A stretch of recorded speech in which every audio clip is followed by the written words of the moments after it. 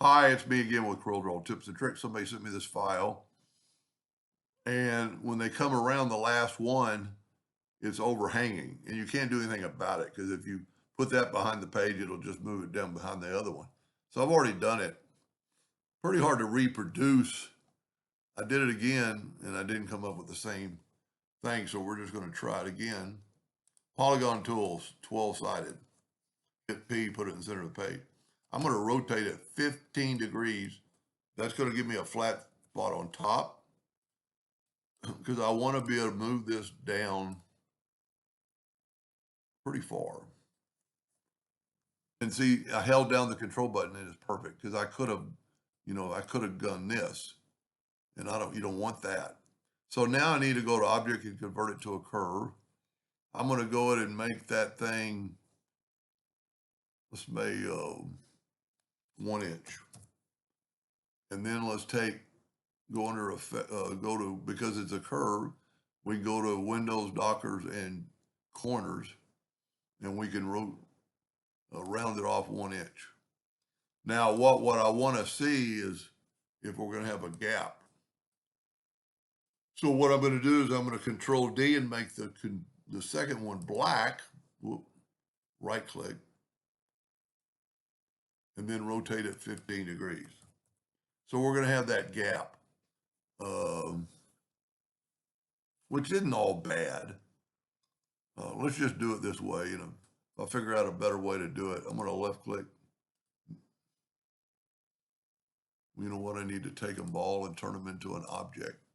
And then I can left click, right click.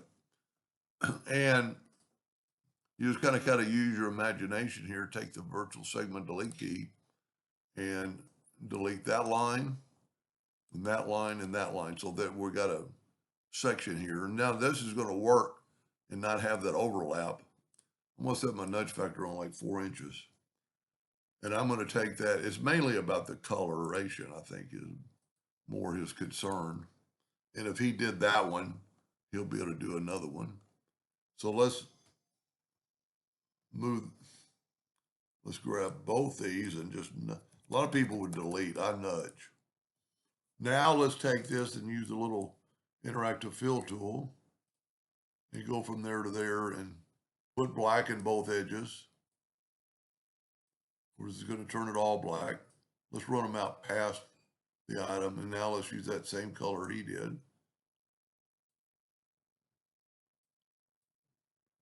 We could change that rotation here in just a second.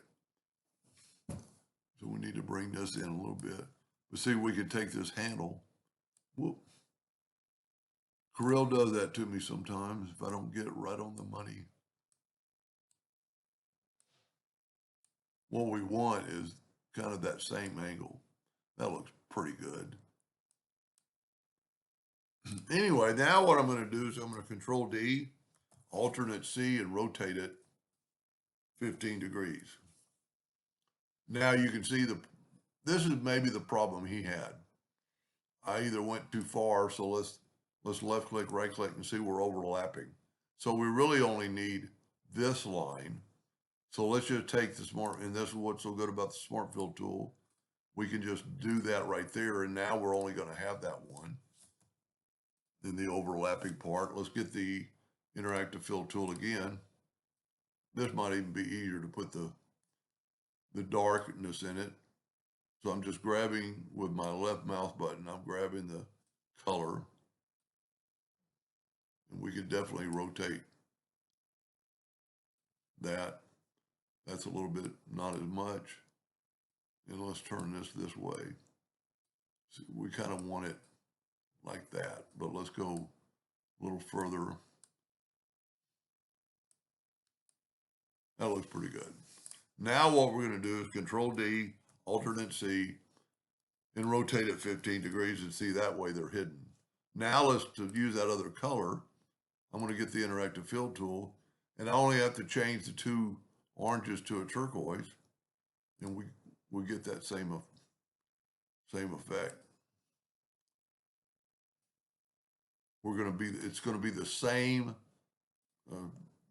darkness on both. Control G to group, Control D to duplicate, alternate C to rotate it. Now this time we're going to rotate 30 degrees. I need to figure out a way, and I'll maybe make a second video if I can figure out a way to make it more like this ribbon. But he did it the first time, so he ought to be able to do it again. It all depends on the spacing and the thickness of the line, but that's pretty cool. Anyway, I hope that helped him solve his problem a little bit. See, it looks like it's going underneath and over. Anyway, I hope that helped a little bit. Thank you for watching.